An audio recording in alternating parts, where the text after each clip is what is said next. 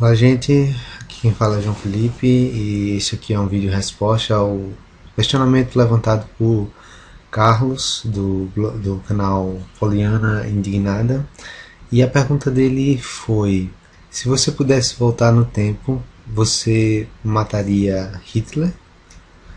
E ele levanta algumas premissas para esse cenário, né?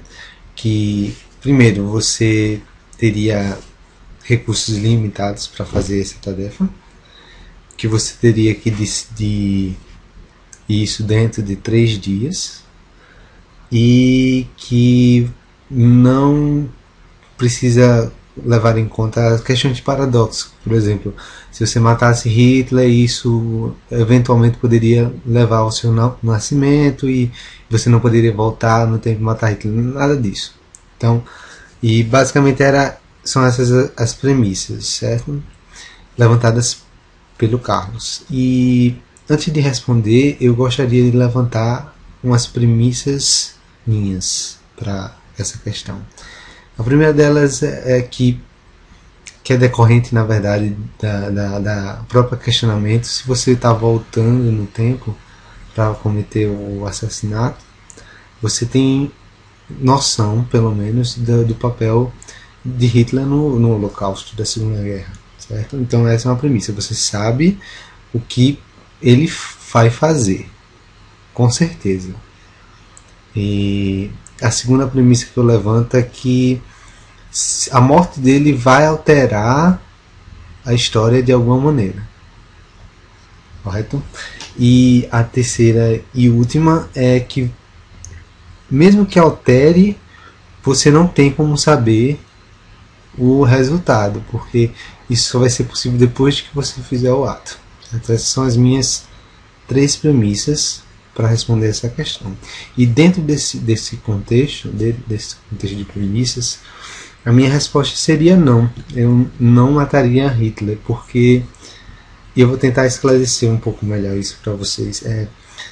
Basicamente, meus argumentos são 3. Né? O primeiro é de que eu não tenho como saber com certeza quais são os efeitos da morte de Hitler. E o que isso quer dizer? Eu acredito que dentro do contexto da história da Alemanha, do nazismo durante a Segunda Guerra, Hitler foi só uma das peças de um complexo muito maior. Ou seja, se ele não existisse ou se ele fosse morto, muito provavelmente uma outra pessoa tomaria o seu lugar e acabaria fazendo as mesmas coisas que ele. Então, por isso a morte dele seria irrelevante nesse contexto. Né?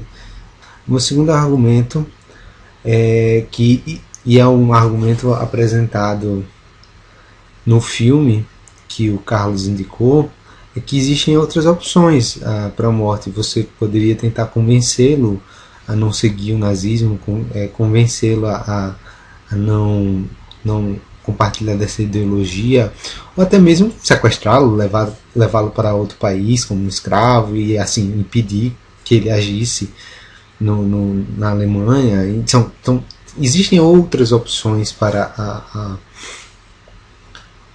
a morte dele, para evitar, no caso, o Holocausto, certo? E o meu terceiro argumento é que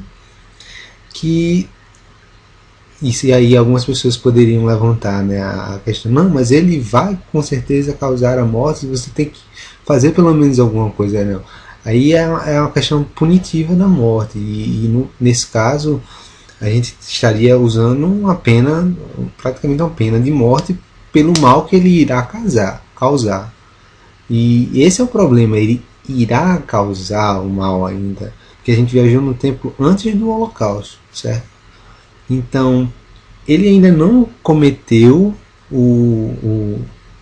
os atos que levariam ao Holocausto, ou seja, a formação do Partido Nazista, a decisão de criar os campos de concentração e assim sucessivamente.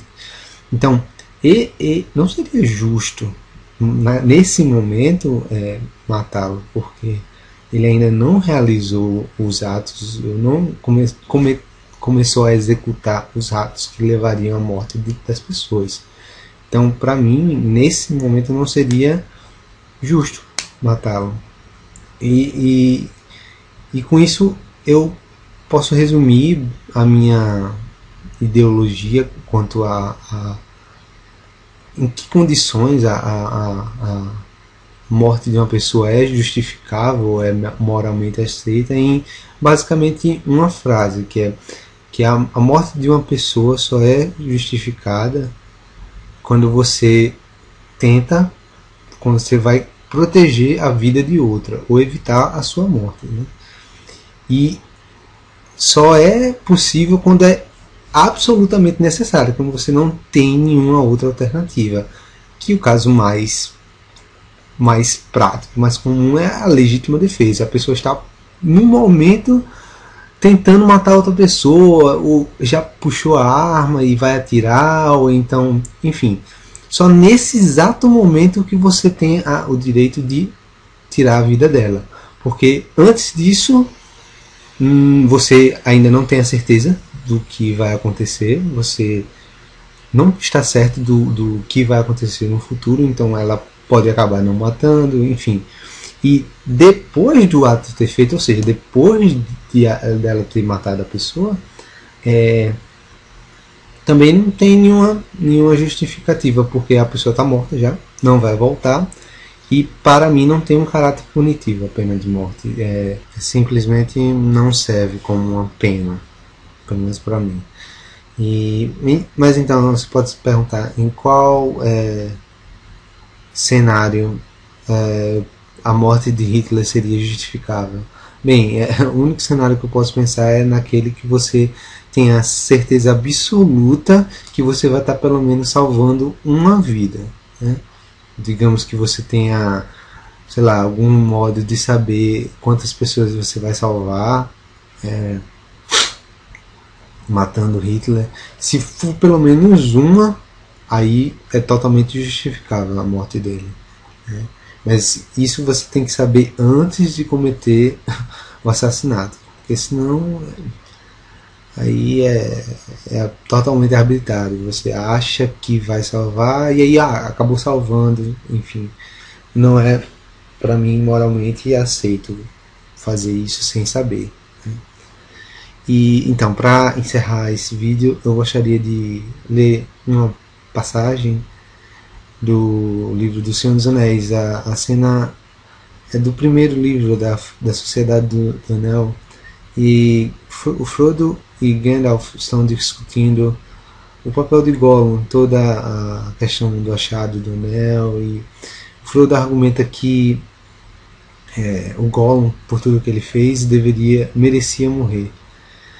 E o Gandalf fala, realmente ele merecia morrer.